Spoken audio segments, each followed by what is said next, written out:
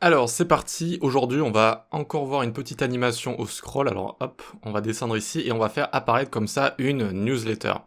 Donc l'important ça va être de s'intéresser au JavaScript pour voir si on a des propriétés comme ça qui nous permettent de déclencher des animations au scroll.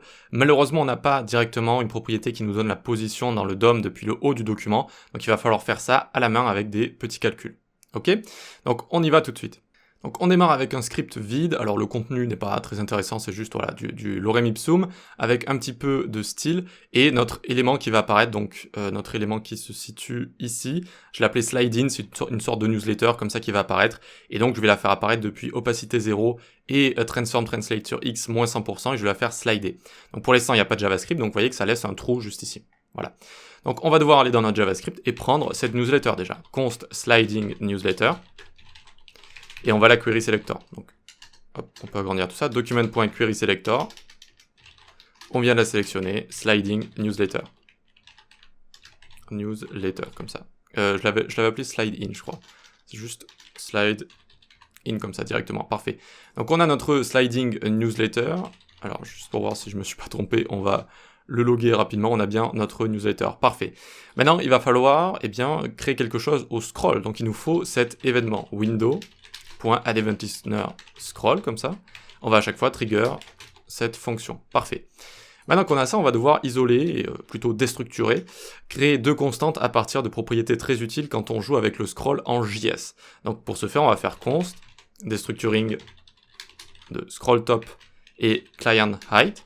Donc on crée une constante à partir des propriétés de l'objet document.document element. Ok. Donc maintenant, on a accès à scroll top, qui est assez facile à comprendre, c'est le scroll depuis le top, et client height, qui est la hauteur de la partie visible de ma fenêtre. Donc ici, hop, on va ouvrir tout ça, on peut se le undock.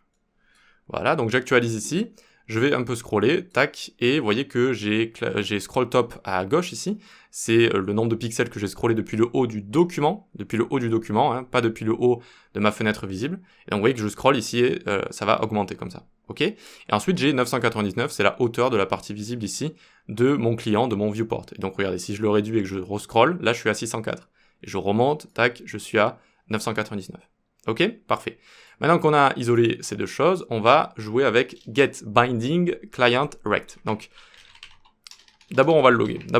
On va faire mon sliding newsletter, point, une méthode qui s'appelle getBindingClientRect, comme ça. Ok.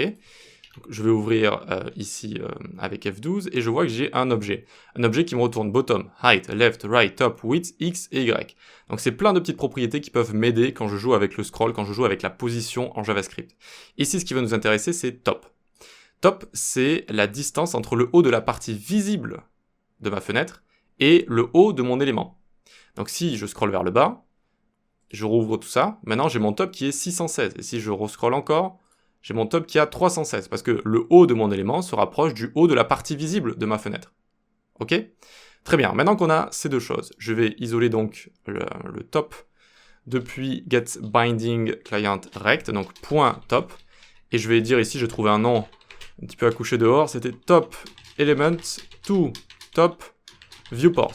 Voilà, c'est long, mais au moins, voilà, ça veut dire ce que ça veut dire. C'est-à-dire que c'est le top de mon élément jusqu'au top de la partie visible de mon viewport, donc de ma fenêtre ici. Ok, donc top to top, comme ça. Parfait.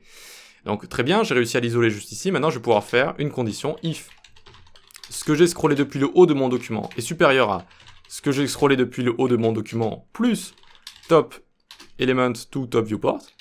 Ici, je vais faire plus point ici to fixed. Alors la méthode to fixed comme ça, tac, permet d'enlever les virgules en fait tout simplement, d'enlever les chiffres qu'il y a après la virgule, ok. Donc if tout ça, très bien, je vais rajouter une classe, hop, je vais faire sliding newsletter.classlist.add active. Ok, donc oui, maintenant il faut scroller ici jusqu'à ce que le top de notre élément touche le haut de notre viewport ici. Mais alors, qu'est-ce qui se passe? Qu'est-ce que c'est que ce calcul un peu bizarre peut-être à première vue? Eh bien, c'est ce que j'ai scrollé depuis le haut du document. Si ça devient supérieur à ce que j'ai scrollé depuis le haut du document plus la hauteur ici entre le haut de mon élément et le haut de la partie visible, alors j'envoie mon animation. Pourquoi? Parce que quand je vais dépasser mon élément, comme ça, avec le haut de ma partie visible, quand je vais le dépasser, ça va partir en négatif. Donc scroll top plus quelque chose de négatif. Moins 10, moins 100, moins 1000, tout ce que vous voulez. Et donc, ça va être inférieur à scroll top. D'accord? Scroll top moins quelque chose, ça va être inférieur à scroll top. Donc, j'aurais dépassé mon élément. Donc, je rajoute ici mon animation. Voilà. Bon, ça fonctionne, mais c'est pas top d'avoir l'animation qui démarre juste ici, là. Qui démarre ici. Bon, on aimerait peut-être que ça démarre un petit peu plus tôt pour qu'on puisse mieux voir tout ça. Donc, on va utiliser client height juste ici. Par exemple, si on a envie de le faire démarrer à moins 50% de la hauteur de la partie visible de mon client, eh bien, je viens ici, hop, et je viens faire moins client height fois 0,50. Et donc maintenant, regardez, j'actualise, je scroll, et hop, ça démarre juste ici à partir de la moitié ici de mon client, d'accord? C'est comme si on avait monté la ligne qui allait déclencher l'animation, juste ici, à moins 50% de la hauteur de mon client, et donc ça le fait démarrer plus tôt, et c'est plus agréable de l'avoir comme ça. On aurait pu aussi faire x80, si on veut, d'accord? Et donc là, j'actualise, et hop, ça s'est déjà démarré juste ici. Voilà donc comment on peut ensuite gérer la ligne de départ, j'ai envie de dire, la ligne qui va déclencher comme ça notre animation. Donc c'est pas très compliqué à faire, il n'y a pas beaucoup de code, mais c'est vraiment des propriétés qu'il faut assimiler, qu'il faut bien comprendre, et notamment ensuite pour faire des calculs qui peuvent déclencher comme ça des animations. Malheureusement, on n'a pas de propriété qui donne directement la hauteur de notre élément par rapport au document, par rapport au haut du document, comme ça. Donc on doit jouer avec ce genre de méthode et avec ce genre de calcul pour pouvoir faire ce genre d'animation. Voilà. Ok, j'espère que vous avez compris, on se dit rendez-vous pour une prochaine vidéo. Allez, ciao!